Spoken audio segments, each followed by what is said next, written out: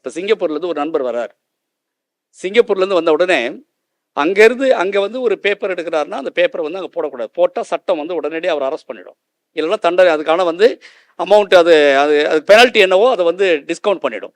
ஆனால் இங்கே இங்கே தமிழ்நாட்டுக்கு வந்துட்டு இந்தியாவுக்கு வந்துட்டாருன்னா அவர் எங்கே வேண்டுமானாலும் பேப்பரை போடலாம்.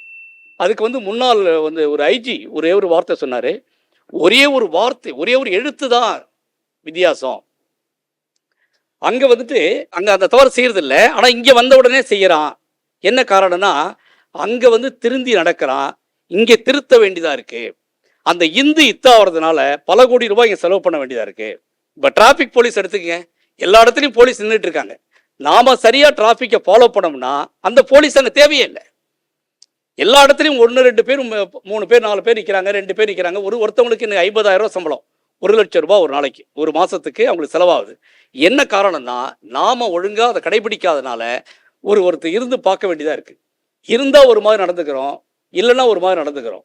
அப்போ ஒவ்வொருத்தவங்களுக்கும் செல்ஃப் டிசிப்ளின் அதுதான் ரொம்ப முக்கியம். ஒரு பேப்பர், பிளாஸ்டிக் பேப்பர் எடுக்கிறோமா, டஸ்ட்பின் எங்க இருக்குன்னு தேடி பார்த்து போடணும். டஸ்ட்பின் எங்க இருக்கு இல்லையா பாக்கெட்ல வச்சிருந்துட்டு எப்போ நம்ம வீட்டுக்கு போய் போடணும். அதுக்கப்புறம் அந்த ரீசைக்கிளிங்கை வந்து நல்லா டெவலப் பண்ணணும். இப்போ வந்துட்டு நிறைய இந்த மாதிரி வந்து நடக்கிறது காரணமே அந்த ரீசைக்கிளிங் ப்ராசஸ் நிறைய என்ன ரீச் ஆகலை. சில இடத்துல அந்த யூடியூப்லாம் பார்க்கும்போது உங்களுக்கு ரீசைக்கிளிங் வேணும்னா எங்களுக்கு நாங்கள் ஒரு பாக்ஸ் தரோம், நீங்கள் அதில் போட்டு அதை பயன்படுத்துறீங்கன்னா அது ரீசைக்கிளிங்க்கு பயன்படுத்திக்கலாம் அப்படின்லாம் வருது. அதை வந்து கொஞ்சம் நல்லா விளம்பரப்படுத்தி அது வந்ததுன்னா நம்முடைய பிளாஸ்டிக் பேப்பர்ஸு இல்லை நம்ம வீட்டில் பயன்படுத்தாமல் வந்து இருக்கிற அந்த குப்பைகள் எல்லாத்தையுமே ரீசைக்கிளிங்கில் பயன்படும். நீர்நிலைகளை பொறுத்தவரையிலையும் இந்த கழிவு நீரை அதில் விடாமல் இருக்கிறதும், குளங்களை வந்து சுத்தமாக வச்சுக்கிறதும், இல்லை வந்து அதுக்கு வரக்கூடிய இடத்த வந்து நாம் பயன்படுத்தாமல் இன்றைக்கெல்லாம் வந்து ஏரியை வந்துட்டு ஏரியில் ஃபுல்லாக வீடாகிட்டுது, லாரி தண்ணி வாங்கி குடிச்சிட்டு இருக்கிற நிலைமை வந்துடுது.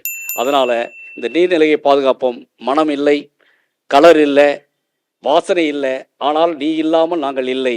உங்கள் வாழ்க்கை தான், அதாவது நீர் தான் எங்களுக்கு முக்கியம்.